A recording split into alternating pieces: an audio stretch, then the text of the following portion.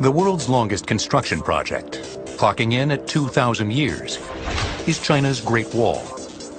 It's a timeless reminder that getting from start to finish has often been a long, slow journey.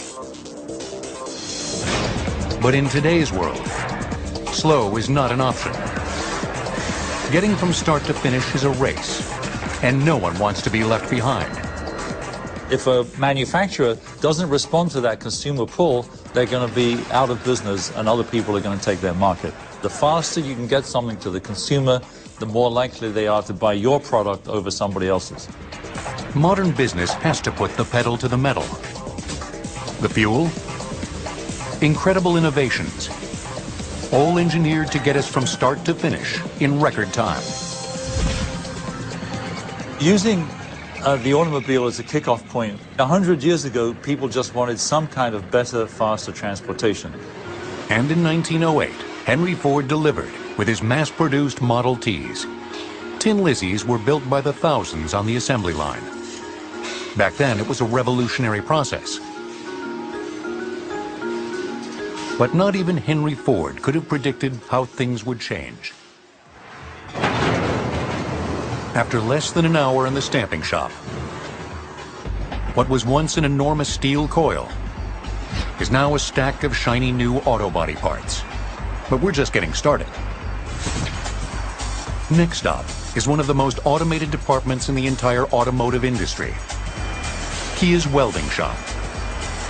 Here there are just 62 humans and 242 robots.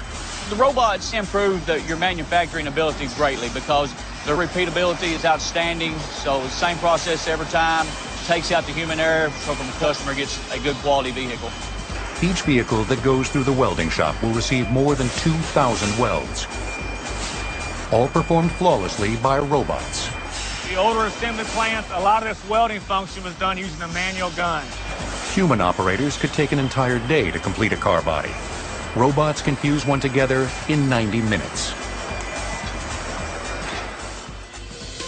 It was 1961 when the first industrial robots went to work for a General Motors plant. These robots, called Unimate, were basically mechanized lifters and welders. They were cutting edge for the time, but they still had plenty of drawbacks.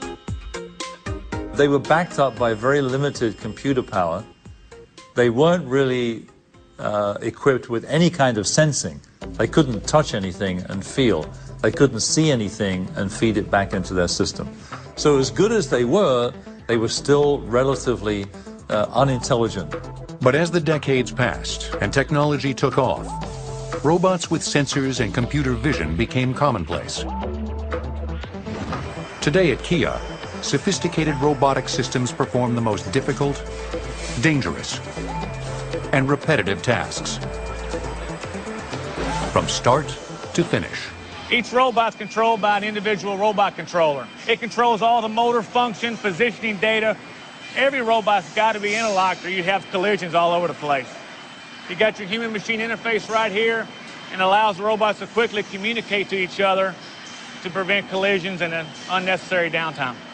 This interface is critical, especially here at roof assembly, where precisely choreographed machines have 1 minute to do their job. We got to run a car every 60 seconds, so the robot's got to go in, do its job, and get out of the way in that 60 seconds. One small thing that we should realize with robotic systems is that once it's programmed correctly, that robot is not going to get tired.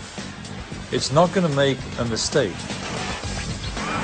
After just an hour and a half, what was once individual doors, fenders, roofs, and floors are now recognizable vehicle shells in need of a paint job. From start to finish, the paint shop is engineered to prevent costly mistakes. And because of the incredible automation, it can almost run itself. Perhaps this is a glimpse into the factory of the future.